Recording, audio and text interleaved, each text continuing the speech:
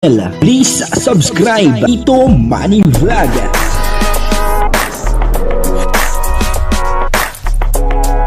Payagan po si Tito Manny Vlog na mag-reactor para pambiling gamot sa kanya pong karamdaman. Wala man siyang records ng ng awayan. Yun po, no, si Joy Diwata ay parang naghinala at parang biglang nagselos dito kay Kalingap Dan. Papanoorin po natin yung video at syempre, bibigyan po natin yan ng konting reaction.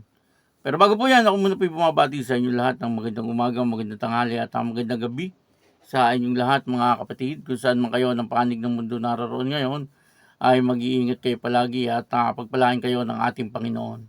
Maraming salamat din po sa patuloy na tumatangkilik sa aking YouTube channel at nanonood sa aking video reaction. Patuloy lang po natin suportahan sila Kuya Bal Santos Matubang, Kalingap Rab, Ate Edna Vlog, Jack Tapia, Team Views at yung mga kasamahan ko po sa Karepa. Ganun din po yung mga charity vlogger na Kalingap partner. Ito po yung video na kung saan ay para bang biglang naghinala itong si Joy Diwata dito kay Kalingap Dan at parang may kasamang selos. Papanoorin po natin yung video at ang kabuuan po ng video ito ay mapapanood po natin sa YouTube channel ni Kalingap Rab. Ito po yung video. Pang ilang ano mo na to? Pang ilang falls na napuntahan mo na to? Hindi ko na alam eh. Marami na ba? Medyo madali na. Ito first time mo to. Oo, dito sa Maligaya. So panibagong first time na naman natin na napuntahan magkasama. Nagustuhan mo naman. Oo. Tsaka masaya kasi nandiyan sila mama mo. Oo. Kaya nakakatawa. Gusto mo na mag-swimming? Parang sarap ng tubig yung Kaya lamig. nga eh. Wala, tutulak na kita. Yan naman yung suot mo. Oo. Yan, hindi naman pang swimming. Ikaw yan eh. din. Siyempre magtatanggal akong damit. Kaso wala akong abs. Lugi ako sa'yo eh. Tab. Tabs na eh. Tab. Pero okay lang yan. Ano pa rin naman? Okay lang man. Gamitan mo na lang ng face card. Butian na lang natin. Pero Hindi na ako ako. marunong lumangoy. Nate-tempt na ako lumangoy. Ay, magbaba. Di naman malalim yan. Di ba? Hindi. Mukha lang malalim yan. Kaya Siguro kasi konti yung tubig. Oo, sa ngayon. Kasi medyo wala. Low tide yata eh. Pwede ka nga umakyat dyan. Oo. Tapos meron dyan parang lagoon. Kaso siya? Hindi na siya Naakyat? dito, dun sa gilid. Medyo delikado. Bakit alam mo to? 2 years ago na napuntahan dito. Pero ibang-iba na nga ngayon kasi dati wala yung mga wala mga lamesa. Tapos masikip pa. Ngayon medyo maluwag na siya. Kaya ang ganda. Sino kasama magpunta?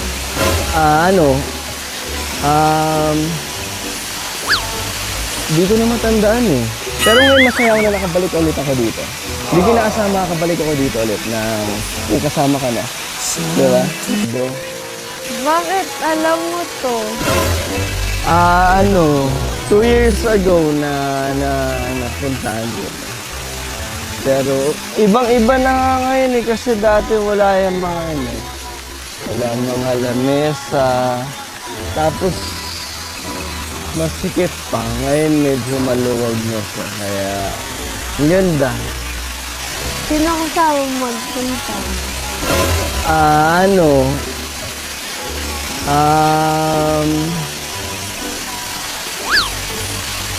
Di ko na matandaan eh. Pero ngayon masaya ako na nakabalik ulit ako dito. Hindi ko inaasama makakabalik ako dito ulit na kasama ka na. Diba? Grabe po, sobrang ganda nung resort na pinuntahan nila Joy Diwata at saka Kalingap Dan. At dito nga po ay talagang magkatabi yung dalawa habang nagkikwentuhan. Grabe, no? At sweet na sweet, yung dalawa. At nakitang-kita natin na talagang in love, sa bawat isa.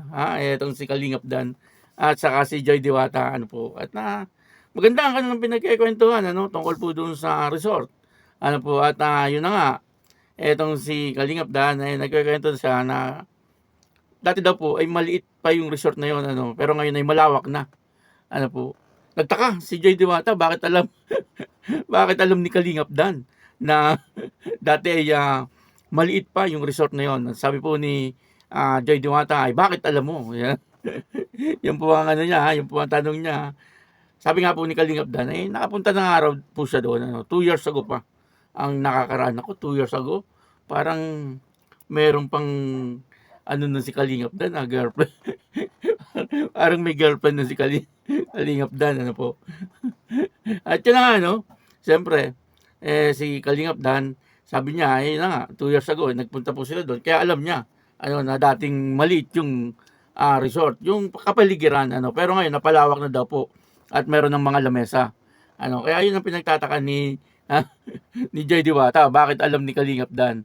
Ano po. At sinagot naman ni Kalingap Dan, ano, na nakapunta nga daw po siya doon. At bigla po nagtanong etong si Joy Diwata, ano, sabi niya, sinong kasama mo? Yun ang malupit na, yun po ang medyo malupit na tanong. Ano, sino ang kasama mo? Sabi niya ganyan. Parang medyo nawala sa isip si Kalingap Dan, ano po. At nag-iisip siya kung sino ang kasama niya. Parang hindi niya naalala kung sino yung kasama niya. Pero sa tingin ko, ay naalala niya kung sino yung kasama niya. Kaya lang, siyempre, ayaw na rin po niya sabihin dito kay Joy Diwata kung sino yung kasama niya. Kaya minabuti niya na sabihin na lang na nakalimutan na niya kung sino yung kasama niya. Hindi naman po tayo nag-uusga. Ito ay parang haka-haka ko lang. Chismoso kasi ako eh. Parang haka-haka ko lang, ano po. Kasi nung 2 years ago, ay parang merong itong girlfriend, ano, alam naman po ng lahat yan, na talagang merong girlfriend noon si Kalingap Dan. At sa isip ko lang maaaring ang kasama niya po rito ay yung kanyang girlfriend. Ano, kaya hindi po siya nakasagot kaagad. Yan po ay ano ko lang parang haka-haka ko lang, ano. Hindi po natin alam kung sino po talaga ang nakasama niya doon. Kasi nakalimutan daw po niya, no. Yung parang sa akin parang lang. Ano, kumbaga ay walang kasiguruhan. Ano po, yung yung pong sa akin, ano. Pero gayon po man, yun naman wala na. Ano po, kasi matagal na yun eh. Ano po, at saka talagang bago naman pumasok si Kalingap Dan sa buhay ni Joy Diwata, ay talagang wala po siyang girlfriend. Ano po, at talagang si Joy Diwata lang ang tanging nag-iisa, ano, sa kanyang buhay ngayon. Ano po, at nakikita naman po natin, ano, na talagang in love itong si Kalingap Dan dito kay Joy Diwata. At maaari niya na ang forever ni Kalingap Dan. Kitang-kita po, ano, at nakikita ko na po, ano, yung mangyayari sa buhay nila. Ano, na talagang yan na ang kanyang magiging kapartner sa buhay, ano, habang buhay, si Joy Diwata, ano po. Kung hindi po tayo magkamali. Pero sa tingin ko lang ay yan na po talaga. Ano, kasi in love naman po sila sa isa't isa. At saka yung kanilang relasyon ay talagang sa tingin ko ay matatag.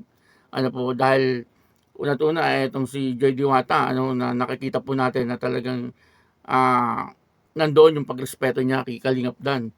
At ganoon din po si Kalingap Dan. Ano, at nakikita po natin na talagang pinapahalagahan nila yung bawat isa, ano, at tungkol po sa kanilang dalawa ay talagang naandun napakalawak ng kanilang pangunawa, ano po, tungkol sa kanilang relasyon. Ano, yung po na lang na busy lagi etong si Joy Diwata, ano, halos wala na po siyang time kay Kalingap Dan, ay talagang yun po ay inuunawa ni Kalingap Dan. Ano, dahil sa pag-aaral naman po yun ni Joy Diwata. Yung mga ganung bagay po ba? Ano, kaya nakikita po natin na magtatagal po ito. Magkakaroon pa po ito ng apo, dalawang ito. Ibig sabihin, talagang sila na pong dalawa ang bubuo ng pamilya. Ano po, kung hindi po tayo magkamali. Ano po, kaya yun, ano, maraming salamat po sa inyo lahat. At ako po si Tito Manny Vlog na nagsasabing God bless you all. Diyos mabalos.